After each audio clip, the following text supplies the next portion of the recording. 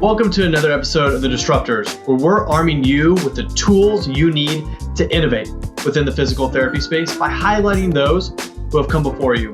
I'm your host, Stephen Cohen. Now, let's get into it. Hello, everybody, and welcome back to another episode of The Disruptors, where we're highlighting innovators within the physical therapy community to help make innovation more accessible to everybody. Today, I'm so blessed to be joined by Chad Madden.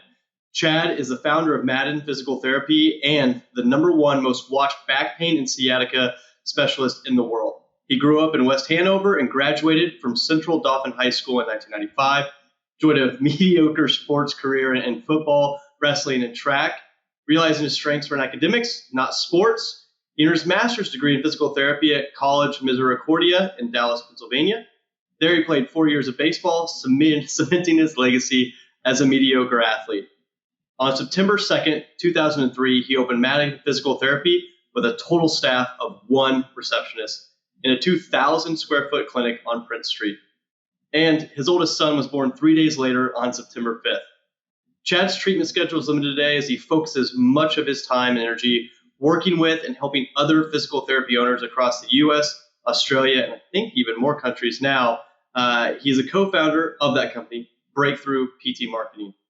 Chad currently lives in East Hanover on a 3-acre farmette with his wife Stephanie, their 5 children, 6 children, 5 mini donkeys, 7 chickens, 2 cats, a one-eyed border collie named Georgia, and I believe there's a llama in play, or a couple of llamas in play now as well.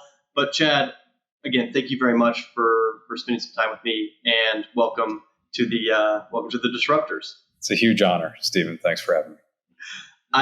I kept having to laugh at the mediocre athlete piece just because on my LinkedIn, like mediocre weightlifter is like one of the things I have there. And I know you and I have had some discussions at length about the sports worlds and triumphs and tribulations that we've gone through, but that is not for here and now. That's a great bio and a great start to this conversation. I would love to hear your why behind getting into physical therapy, and then I think I'd love to transition quickly into like kind of why Breakthrough. Like, where's the passion that fuels you? I'm sure with the late nights and early mornings to be able to serve practice owners across now what is the globe. Great. So the why PT is a simple one. When I was growing up, fairly good at math, entered competitions and did a few things like that, and was very much fell into or pushed into the engineering pathway. Took a lot of engineering courses, and being semi-rebellious, 16 through 18, you know how it is. I was doing these courses, working with the very first AutoCAD 1, 2, and 3, doing technical drawing, stuff like that. And I went to the guidance counselor one day, Dale Halk, I remember was his name. And I was like, hey man, I don't think this is what I want to do. Can you help me figure this out? And he gave me a list of top 20 in demand things. Physical therapy was #1 or #2. So this is mid 90s. And he said, you should really volunteer. My mom had graduated with a therapist from high school. His name was Dale Hilbolt. He passed away, unfortunately, a few years ago. But I went and started volunteering in Dale's clinic. And I remember there was a shoulder pain patient early on. And I just watched how this guy progressed in 2 or 3 weeks, could barely raise his arm. 2 or 3 weeks later was back to normal.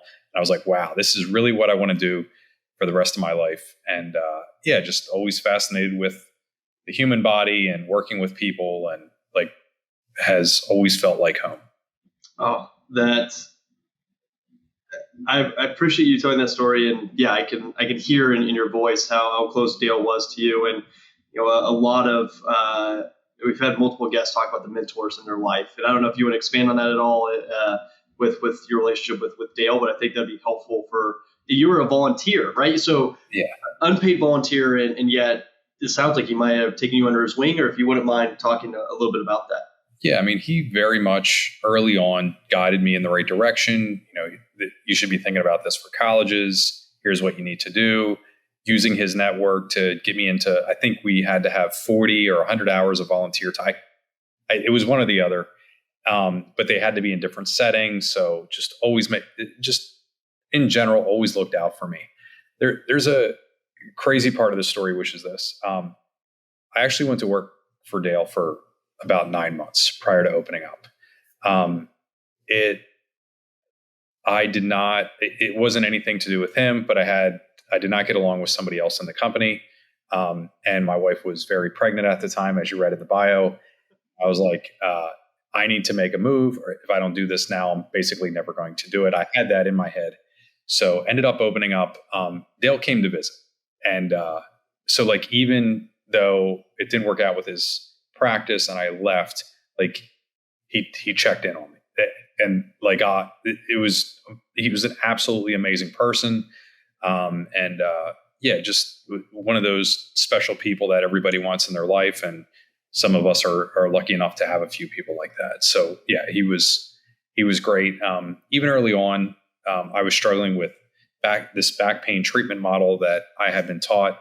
And he said, here's the researchers, go find the research, go look this up, take this course. And I just followed exactly what he did. And it turned out to be literally life-changing for me, because that's what we built our practice on, was back pain and sciatica. Huh. Wow. That's fascinating. Thank you so much for sharing that. It just keeps reinforcing the point that we hear over and over again on here, especially like find a good mentor. And believe it or not, there are really good people that want to give back to you. And I know there can be some of that like imposter syndrome, right? Of like, oh, like people don't want to spend time with me, but that's just simply isn't the case, as I think you've witnessed. I know I've witnessed personally. And I'm going to continue to hammer that, even if it's every episode, like hammer that piece of it. So open up your practice, that saw quite a bit of success. But what I want to transition to is why behind Breakthrough, right? Like what was that spark, or what did you see that made you like, this needs to exist in the world? Yeah. So long-term trend, at least when I opened in 2003, much of physical therapy in the country was driven by physician referral, right? So if you had physicians referring to you, that was the lifeblood of your practice. And in the very beginning, I operated under the same premise, which we all fall under, which was really from the 1800s, oddly enough. But it's, if I provide high quality of care, I'm going to get word of mouth referral, and basically every other practice problem is going to go away and never be an issue. That's not real, right? The AMA figured that it wasn't real in 1902 and when they wrote it out of their guidelines, but that thought process still exists today. So I got very good at physician referrals, great at lunches, great at communication, and we made a lot of headway there, like going above and beyond, literally 5-star experience with physician communication. In 2008, that started to go away. And I kind of had it in my head early that I wanted to help the Ben Franklin model of what he did in printing, that I wanted to mentor or have like an apprenticeship for other private practice owners, that we were just going to have 1 or 2 clinics. We were going to run them very well. That's all we were going to ever have. And then from there, we were going to help other practices. And I can remember early, this is kind of crazy. You'll get a laugh out of this, but we had a receptionist, and our total staff was 4, and I was one of those 4. So it was me, a PTA, and scheduling receptionist, billing receptionist. Her name was Patty. And I said, my dream is one day we're just going to have these 1 or 2 clinics, and we're going to have people, practice owners, flying in from all over the country to our clinic here in Harrisburg to learn how we do what we do. And she said, honey, that's very nice. That's never going to happen. So Patty didn't last with us very long, but it came to fruition, and we were able to do quite a bit. And so how Breakthrough came to be, 2009 to 2011, 2012 was pretty rough, because in our area here in central Pennsylvania, the 3 hospital systems just started gobbling up the family physicians. Yep. So today, 90% plus of those physicians work for one of 2 or 3 hospital systems, healthcare systems, and they're literally not allowed to refer out. They get scolded by the police, and I've seen emails, and I have friends. Our kids played t-ball together, and we can hang out at picnics and everything else, but we're on like a texting relationship. I'll see like their VIPs, but they can't send patients en masse to us. So that started happening. We had to replace the marketing. I had figured out a lot with physicians, had figured out a lot offline, was trying to figure out online, had done a couple goofy things, like started posting YouTube videos for patients. Some of them went viral. Some of them are still running. I mean, we're up over 25 million views on YouTube videos that I made in 2010. So, that's awesome. But so stumbled backwards into a few things as technology was changing with how we could communicate and educate patients. Having said that, in November of 2012, I received a cold email. It was unbranded. It was from Carl Maddiola, who's now the CEO and the co-founder here at Breakthrough. And it was for a 5-minute call. And again, completely unbranded, just was like, hey, I'm researching private practice PT. Would you be willing to hop on a 10-minute call with me so I can ask you some questions? At first, I didn't respond. Eventually, I did. I hop on this call. And in the first 5 minutes, I was like, wow, like this is way different. These questions that you're asking me, nobody's ever asked me questions like this before. What are you selling? And he said, I'm not selling anything. And I said, okay, you're about to, like, tell me what's, and he was like, I don't know. He said, I'm doing research. And I said, well, what do you do? Like, why are you going through this process? And he said, I'm actually taking a course. He said, I'm the head of online sales at Tesla Motors. And so he had been hired by Elon Musk to sell EVs online it was basically one-click shopping, just like Amazon. And he figured that you can go online and read about them. And he said, I had a life-changing experience in physical therapy back when I was in college playing football. He was a linebacker at LaSalle, had a shoulder injury.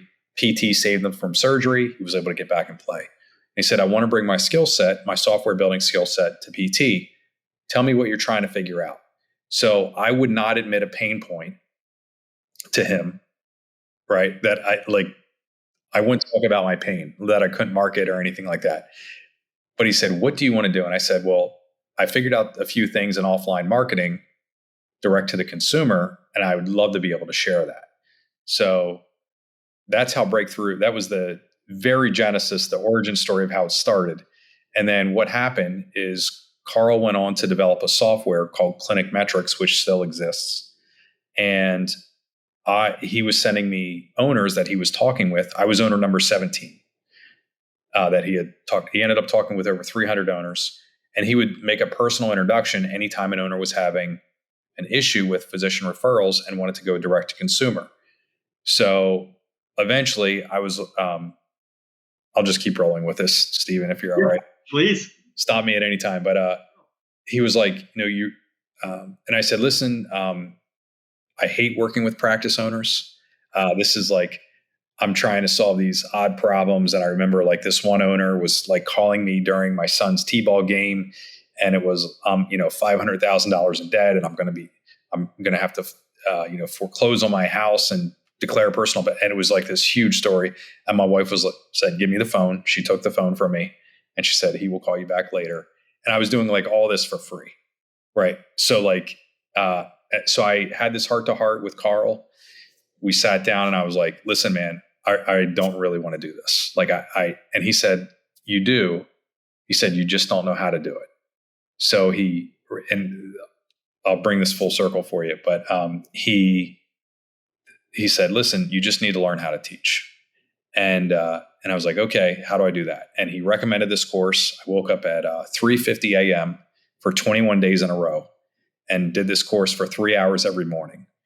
And I was really torn. We had our 2 clinics up and running at that point, and I was filling them up, and I was very complacent in my life and just happy. And then I went to Game 6 of the NBA Finals in 2014, where Ray Allen hit this shot. I'm actually in the picture. I'm right here. I'm in this panel. But on the way home, I had another mentor That mentor is Ernie Davis. He's still living. He's 93 years old now. And we get together for lunch once a month, and we've done so for 24 years. And Ernie was the first Black insurance salesman in the country to write $1 million in insurance. And he did it within his first 9 months of his first job in like 1960s at the height of the Civil War, or not Civil War. Sorry about that. Civil rights movement. And so he was in Forbes and Ebony and a whole bunch of other magazines. And he just happened to be one of the first people I ever met as a physical therapist. And that was somebody else that was just a very lucky meeting. We were at this game together. We're flying home.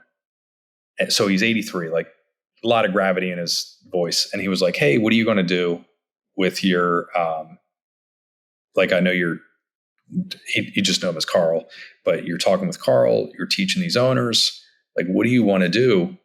And I said, man, sometimes I just think about selling everything and just doing nothing but commercial real estate. I have like 4,000 square feet of commercial real estate. I can just live on that income. And he grabbed me like under my arm on the plane, and he like pulled me really close, and he said, "And that would be a shame." And I was like, got it. I understand the message. So immediately after that, ended up doing that course that Carl had recommended, followed through, learned how to teach direct-to-consumer marketing, learned how to embrace. I'm very dinosaur-like, but embrace technology, especially with direct-to-consumer marketing, and start figuring this out. So yeah, that's a long-winded answer to exactly how I got here and the why behind it. I there's so much there, right? I think from the great mentors to it not being a like direct path, right? Like obviously it had its own winds and turns, and so I think there's multiple lessons to be gathered just from your story, just even as we've talked about it in really less than like 15 minutes. Is that the path is not going to be straight, and expecting that is kind of lunacy, right?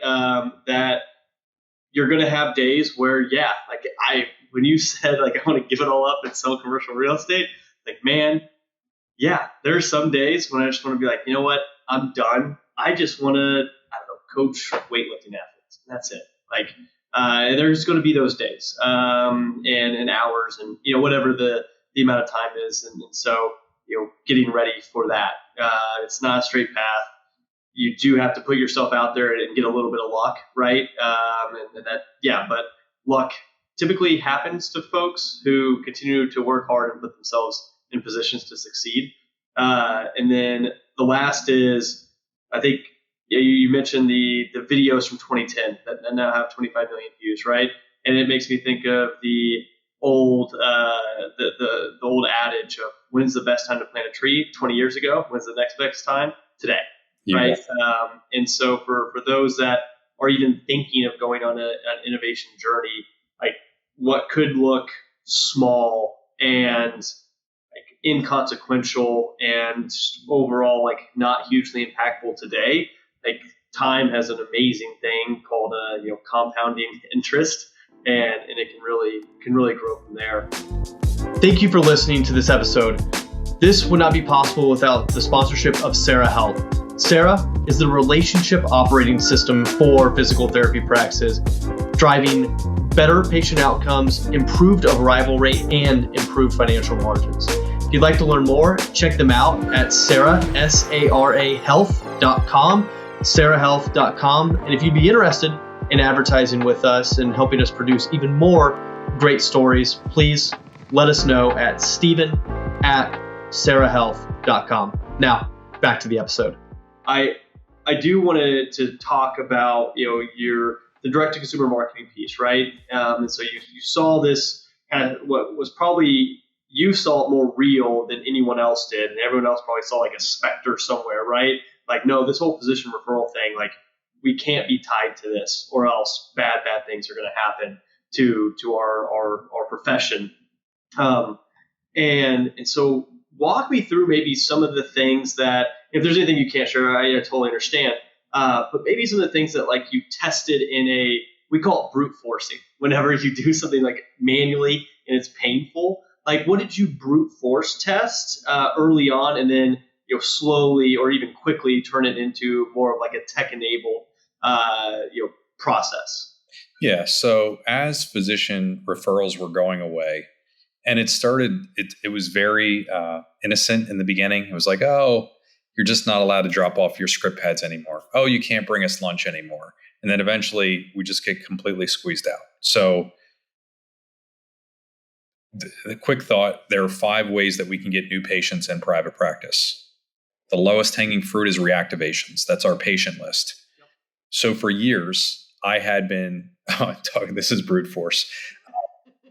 I forgot about this, but in the very beginning, I had a small desktop printer that was probably like $400 and devastating for me to spend that $400 when I was starting out. So $400, I did over 1 million copies on that printer. It is not designed to do that. But every month we had a growing patient list, and I would send out, and I remember I would do this on like some sort of Microsoft Outlook, design it myself, write the whole thing every single month, and we would send it out. And I had no idea what to put in it. Right. I was just clueless. And I was thinking, but I still sent something out. So I would introduce staff or highlight a patient win with their permission, of course. And we had a little misspelled word contest in there and stuff like that. And we would print it on this hideous green paper that it was the cheapest paper I could buy at like Office Max or Staples or whatever it was. And I just bought 10,000 sheets of this. So we would print them out. And then my grandmother, who passed away in 2009, my mom's mom, and then also my Aunt Helen, who is still living, they would come in. They would sit in the back. We had this little folding table, and they would just be loudly gossiping the whole time. And they would sit and fold all of these letters, and we would mail them out. And it was like with a stick-on postage stamp, and this is crazy, right? But in the beginning, it was a couple hundred letters, and then over time, now we're up to 30,000 of those every single month. And obviously, we work with an outside company to fulfill that. But in the beginning, it was that. And what was crazy, I did not understand direct response marketing yet, but I knew that when we sent something out, we had a lot of reactivations coming back in, and we would get more word of mouth referrals. So I understood that concept early. So that was offline. Online, we started with, I think this company is now defunct, but One Social Media. There was a gentleman named Joe Soto who somehow I got connected with out of the Midwest. And this idea was like e-magazines. I think they were called e-zines. So this is like early email marketing, like 2008, 2009. And we started doing some of that. And the idea was, the fantasy is that, well, email is free and it's going to replace this gargantuan effort of time and money that we're doing with direct mail. And we quickly saw that it wasn't going to replace it. Like a direct mail piece, we needed like a 2 to 4 week timeline in order to be able to send that out. And email, we could change very quickly. Like I could change it within a minute, but it just wasn't going to have the same sort of response. So I was fairly privy with that. Why don't we stop right there? Actually, I think people get into this analysis paralysis where they think they have to measure everything and like have all the answers, right? The way that you're talking about this makes me feel like you knew in your gut, like, hey, this is working better than this. Like, maybe even talk me if you can, remember back to like even some of those, like the conversation, how it played out in your head. Yeah. So, well, there's some cliche where you reorder the ready, aim, fire to like fire, aim, ready. But that's pretty. I mean, most of my professional career early on was backing myself into a corner and then figuring out how to work out of it. So, right, like most of us have a jaded experience, and then we open up, and then all of a sudden I discover I have no idea how to market my services. I have no idea how to hire people. I have no idea how to, that billing or technology was even a thing. I thought, people just scheduled at the computer, and that's all there was to it. There's a lot more than that. So getting back to your question, you want it like a specific just even how you like thought through it, like, as you were sending out the monthly letter, right? And were you tracking so you were tracking the reactivations, or were you just like gut feel? It feels like I've seen more people that I know come back in. Like, kind of what was that, or a bit of both? Yeah, I had a very generic dashboard that I kept by hand. So I kept metrics by hand in the beginning. And every day I would write down 4 vitals: new patients, visits, attendance rate for that day, and total cash collected. And I would tally up weeks, and like I never missed. So it was like by the time I went home every single day, I had those 4 things written down. And then I would, again, this is by hand, like in an Excel spreadsheet in the beginning. And I mean, now we just print out a report in 5 seconds, the EMR. But so I would tally that, and then weeks become months, months becomes quarters, quarters become years. So I knew that whenever I sent out that patient newsletter, there would be an influx of new patients. I was not discerning amongst 5 different new patient channels. Yeah. But I knew the total new patients would go up every time I would have this effort. And I could see the same thing happen in email, but not at that time, not quite as powerful as direct mail. And again, this is early 2000s. Yeah. I just think it's so valuable for people to hear that they don't have to have all the analytics set up prior, right? Just track the thing in Excel. I mean, we still do a heck of a lot on that front. And like, for example, for conferences on our side, like, I have a pretty good idea of how many new clients that we're going to convert or to grab at a breakthrough event. Like, it's like, all right, it's about 3 to 5 per event, and like, here's how it looks, and just can make the ROI case in my head. Like, I don't need to think about it any further. I just, so many people that I talk to think they have to have the plane fully built before they fly it. It's like, no, not at all. But I'm sorry to interrupt. So you looked at, so you saw, okay, email was not going to replace the direct mail, right? And so then what happened next as you started to go through that? Yeah. So then we, after that, we wanted to figure out a way to market direct to the consumer. So I tested some very expensive, poor working print ads in the beginning. Banner ads were a thing. I don't know if you remember that. Oh yeah. They were gross. It was, everybody was selling space on their website. And so wasted a lot of money doing that, and really trying to figure out something. So in the very beginning, the most common thing that I saw other clinicians doing was advertising like a free screen. Everybody's doing it though, right? So there was no real benefit there. And then what I learned is, the more that I studied marketing and got into that, was there are really 3 things that we can offer in marketing. We can and by the way, I always, like most other clinicians, I always blamed the media type that I had selected. So if it was a print ad, I would never blame it on me. I would always blame it on, well, that newspaper doesn't work. Like they must have no readers. My messaging is perfect. Nobody ever thinks about the messaging, and we can talk about that a lot. But so in the very beginning, with like a print ad or radio or TV or whatever I was advertising on, or a banner ad, we were always offering free screens. And then once I learned that you can really offer 3 different things, you can offer a free product or service, right? Or you can offer education, right? So they're the 3 things you can offer. And then when we tested education, which in our case was the way, I had been doing workshops since 2000, like my first year as a PT. This is a crazy story, but I'm actually really good friends with, he was 16 years old at the time, somebody who came to my first workshop ever. And he's now 42 years old or something like that, with a 16-year-old of his own, but kind of crazy. But so had been doing workshops for a while. We started promoting them with print, and that went really well. And I got that I heard another owner talking about doing newspaper inserts on goldenrod insert, and doing testimonials. It was a dentist from, I think, Missouri that I had heard that. And then I was like, I wonder if we could promote the workshop. And we did it. And we had like 96 people register for a workshop. And I was like, holy cow, this is crazy. So we did that. Eventually, that media died. And what we were forced to do is people were getting their news online. And then 2009, 2010, 11, we had to start converting over to advertising online to figure out how to do that. I wasted over $100,000 in figuring that out. When I met Carl, he was like, hey, what are you trying to figure out with your marketing?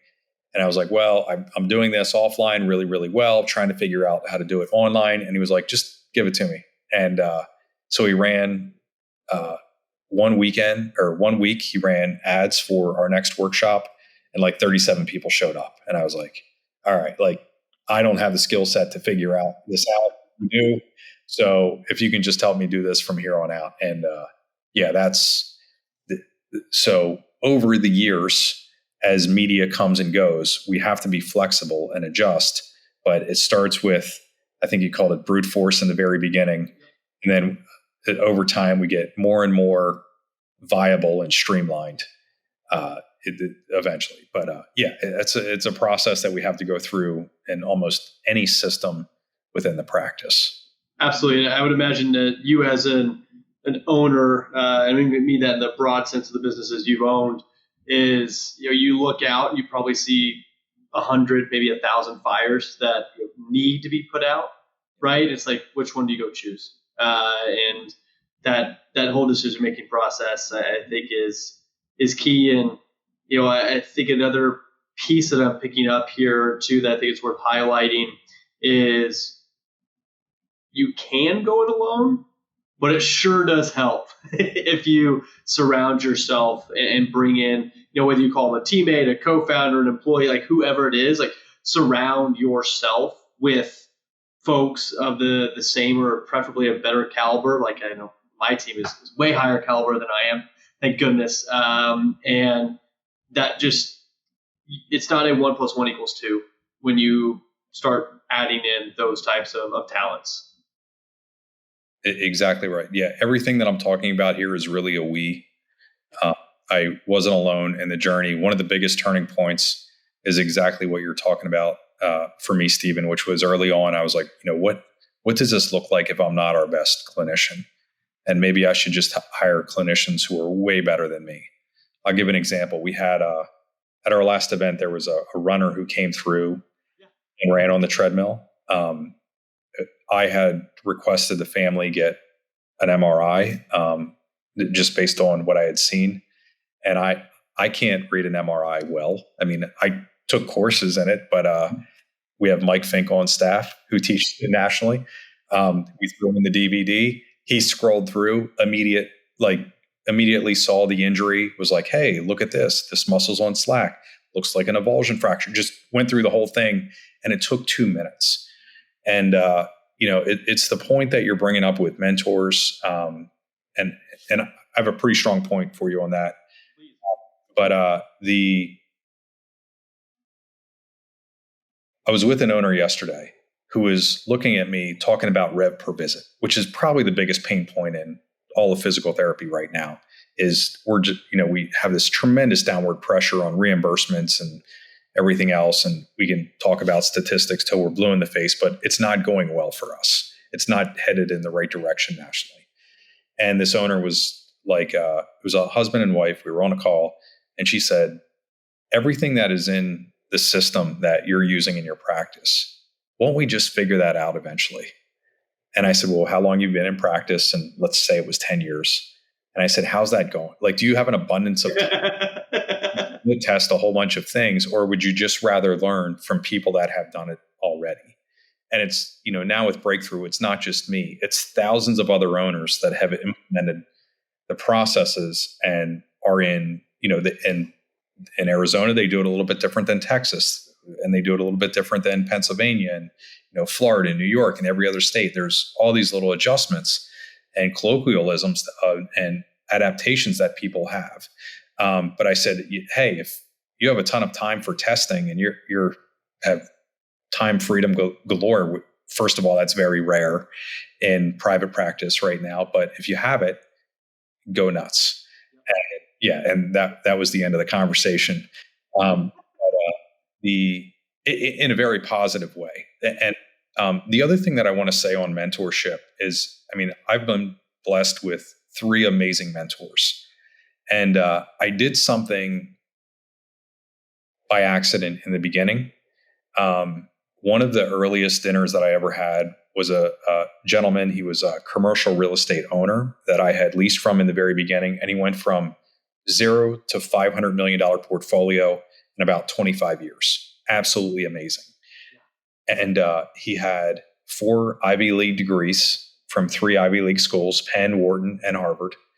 And it was an intimidating first meeting. And he ended up spending about 3 hours with me. And when I got home that night, I was just overwhelmed. And I wrote down every single point that I could remember. And including this very obscure reference from a Harvard Business Review in like the 1967. And I went up and found the actual quote that he had. And I said, and I wrote him an email the next day. I said, Norm, I said, here are my notes from last night. And it was 2 pages of notes. And I said, I just want to make sure that I understood you correct. The second I did that, it was instant, like lifetime, right? Instant, like credibility for the rest of my life.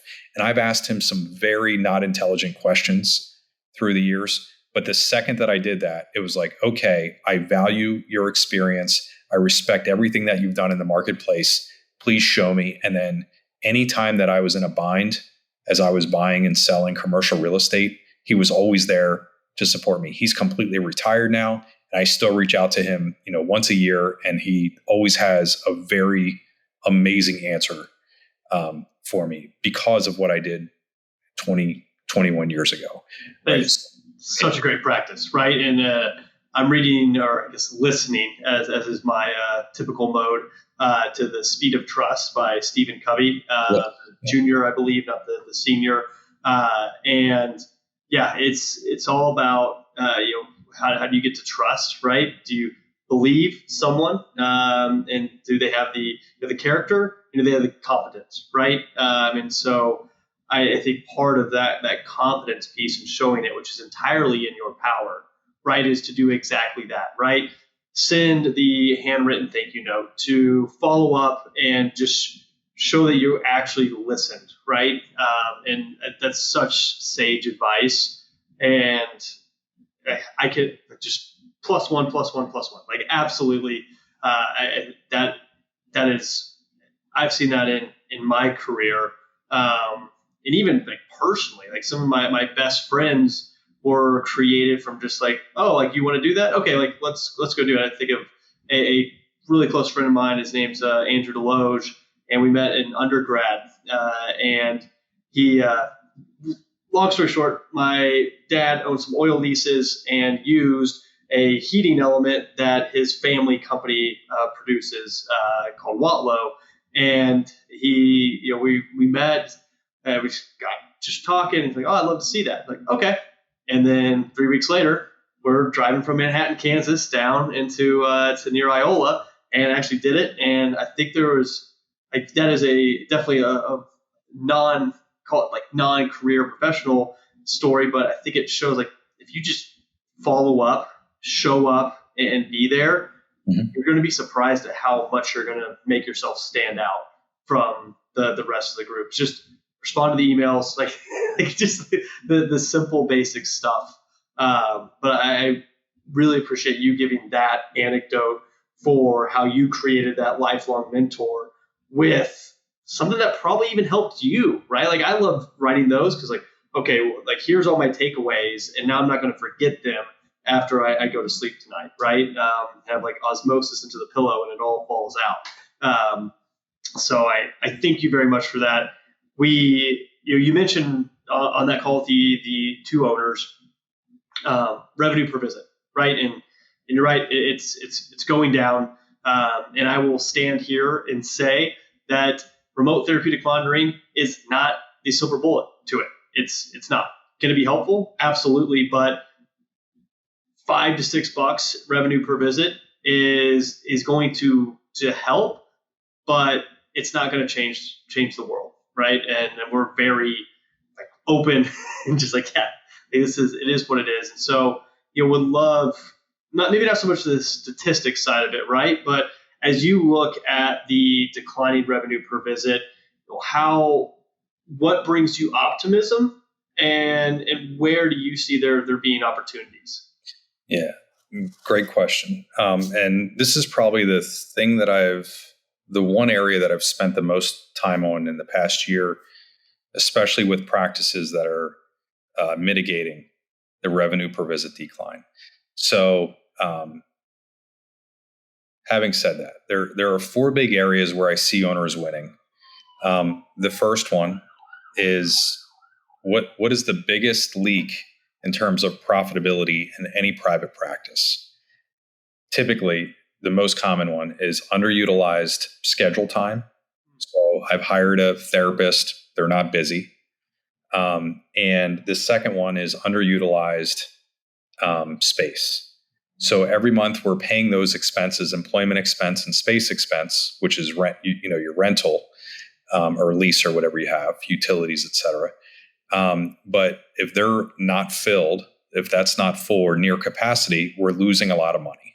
We're flushing money away. It's unreal. So that's one area where if a practice has, let's say, 3,000 square feet and they only have 2 clinicians and they could really house 6, the game is let's get to 6 as quickly as possible. Right. So that's number one. Number 2 is on that for a second, actually, because even when you talked about your dashboard that you created when you were first starting out, you didn't say cancellation rate, you didn't say arrival rate, right? You looked at how many visits there were that day. And I was just talking to another owner yesterday, and she's not a PT by background, and that's how she thinks about it. She's like, if I can refill a cancellation, I'm not going to ding anybody for it. In fact, if anything, I'm going to heap praises on my front desk for getting that spot filled. So maybe how do you feel about like that conversation, right? Are you like a cancellation rate, or is it just visits per day? Like how do you think about that? Yeah, we call it attendance rate. Okay. Yeah, I mean our standard is 92%, and in our situation we're looking at quite a few clinicians, and we know that anytime a clinician drops off a cliff with attendance rate, they're likely dropping something out on the very first visit in terms of patient education. So yeah, we look at that, and we have names for syndromes for the clinicians that's happening to, but we'll skip over that part. So those are the first 2: clinician time, space, and then go. So that we call marketing for profit, which is like that bucket. The second bucket is lifetime patient value, which is where RTM comes in, right? So is there something that we're already doing that we're not really billing for, charging for? So that is, Sarah Health, our RTM. So is there a way that we can get reimbursed? Are we leaving money on the table by not charging for something we're really doing anyhow? Is there a cash-based service that we should be adding? That's a huge one. Is there anything else that we should be doing around serving the person who's coming through with other treatment technologies or other services to help them get a better outcome? That's the second bucket. Third bucket is insurance relation. This is quick and easy. You can attract more of your best payers. You can attract less or drop your lowest payers, and you can renegotiate rates. And then the fourth big bucket is what I would call practice math, right? Like, so if let's say we had 2-hour appointment slots, and our 90% of our insurance companies that we participate with are going to max out the reimbursements at 4 units. In that hypothetical example, you can see we're giving away a lot of care. So scheduling on the hour would be better than scheduling on the 2-hour, right? So we have to be willing to look at that based on our own payer mix and based on the insurance contracts that we have in place, while we're making sure that we're being compliant and ethical and everything else that we need to do by responsibility to the patient. But those 4 big buckets are really how we can mitigate declining revenue per visit over time. And we see owners being very successful with this. I mean, we've had owners that have increased that, just by paying attention to those 4 buckets, 20% increase within a year. Which is a pretty big deal. That's awesome. I mean, as a patient that wants to see this, that wants to see PT not only survive but thrive, like the idea that physical therapy could not exist as I hit that Medicare age is, there's not a word for it. It's beyond terrifying. Like the idea of losing my movement and then everything else goes from there. It's like as soon as I can't move, I'm done, and I know that. And so when I hear stories and it almost like averages, like yeah, we're helping boost profit by 20%.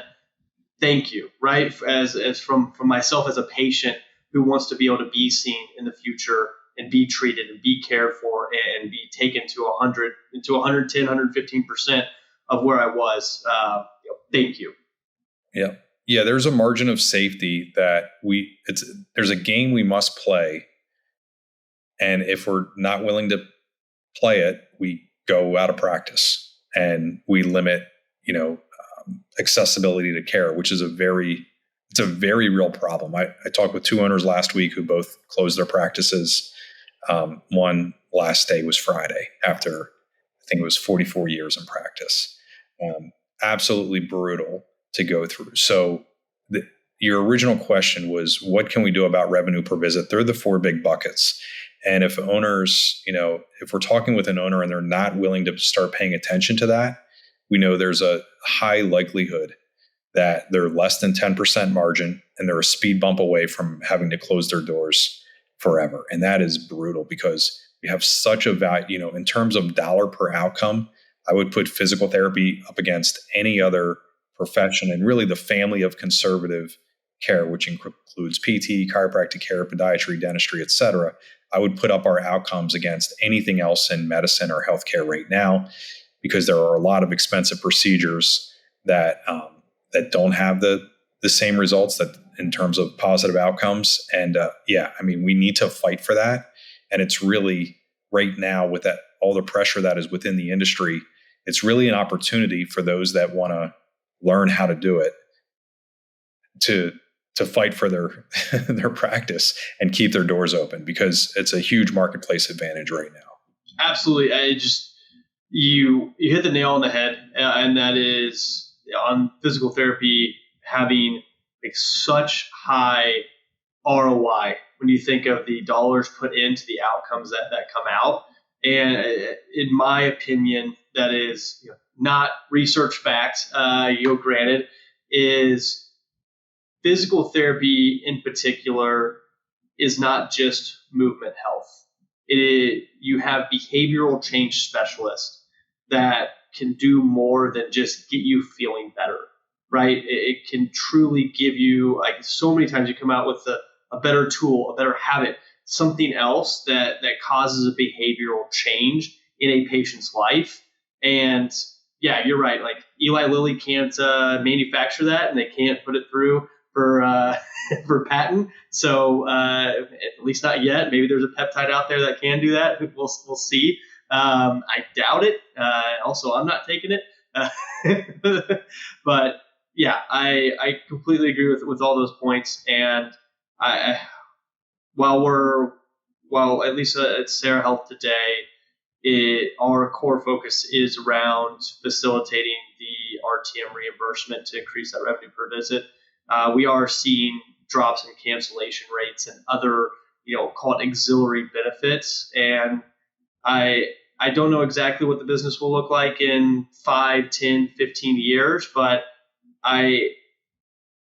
it's kind of funny how you mentioned at the very start that you told, was it Patricia? What was her name? Patty? Patty. Yep. Yeah, Patty. I think, I think we're going to have people flying in here like I did a few weeks ago to Harrisburg to check out what we're doing. And, I've gotten laughed at a couple times for this, which means I think that means I'm on the right path, which is I'm going to figure out how to grab more dollars into PT from areas that no one else is looking at today, right? Like, why in the world is Signify Health paying a nurse practitioner somewhere around $150 to do a health risk assessment in someone's house when they're getting physical therapy and a DPT could absolutely do it? why, right? And why are there this massive groups of startups that are grabbing HEDIS measures and helping with HCAPs, like all these other things, when the relationship and the data exchange in a PT visit, like, goes far beyond any of the things that you can collect outside of it. So I think there's something special about the relationship that gets made between a PT and a patient. And you're obviously figuring out ways to use that today, right? Like reactivation, referrals, references to other patients. And not that it's all about monetizing it, right? But like you're in a battle, right? So you got to use what you have available to you. And so, Chad, I've really enjoyed the almost 2.5 years. I guess it'll be 3 here pretty soon that we've gotten to know each other, and I just very much appreciate what you're doing and helping to drive the industry forward. We're going to end on one last question, which is, if you had a magic wand and you got to fix one thing within PT, what would it be? And no, you can't ask for more wishes. I'll go ahead and get in front of that. But if you had a magic wand and it could fix one thing, what would it be? Yeah. It's the same problem, but I think there are 2 ways to solve it. So I would want one of these. The first one is the cost of education today for a DPT is absolutely insane. So when I graduated in 2000 from College Misericordia, up 1-0 in the College World Series right now, so go Cougars. The maximum I was allowed to borrow for my Master's of Science in Physical Therapy degree was $24,000. So I graduated with $24,000 total. We are seeing students come through now that are at $300,000, and that's in debt. So now they have a mortgage payment for the next 30 years, right? I was able to retire my student debt in a few years, like very quick and easy. My first job, $41,000, right? So almost doubled my total student debt. Today, your entry-level DPT is coming out at $75,000 with $300,000. So we went like 10x the wrong way. So magic wand, I would use it on that, solve that problem. Or the other one is be more valuable in the marketplace. If we look at the conversion factor for Medicare alone, when I first volunteered in a PT clinic, 1994, compared to today, the reimbursement rates on the conversion factor for Medicare is lower today than it was 30 years ago. And that's no adjustment for inflation. So if you add in inflation, we're worth less than half of what we were 30 years ago for a single visit, which is also insane. So if you have to decouple one of those. It's either the cost of education or we're getting reimbursed more by insurance companies for the services that we're providing. I'll take either one, Jeannie. So whatever you want to give me, we can go either way. Yeah. Oh, man.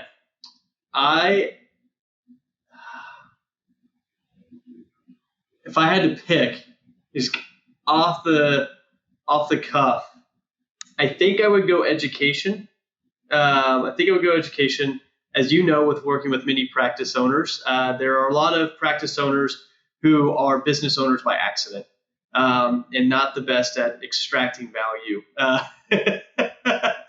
and didn't get into it for that. And so I think I don't want that to get lost along the way, right? And so I think there's some really amazing things that altruistic attitude provides to patients. And so I think if I was to choose, from your 2 wishes, I think I'm going to go education because you're right, it's a mortgage payment for the rest of your life at a house that you'll never get to live in. I think it's PTs and veterinarians are the highest, basically debt to income ratio in the U.S.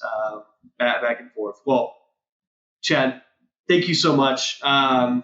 please, if you want to tell folks that somehow don't know you where to find you and all that, please do. But before we wrap up.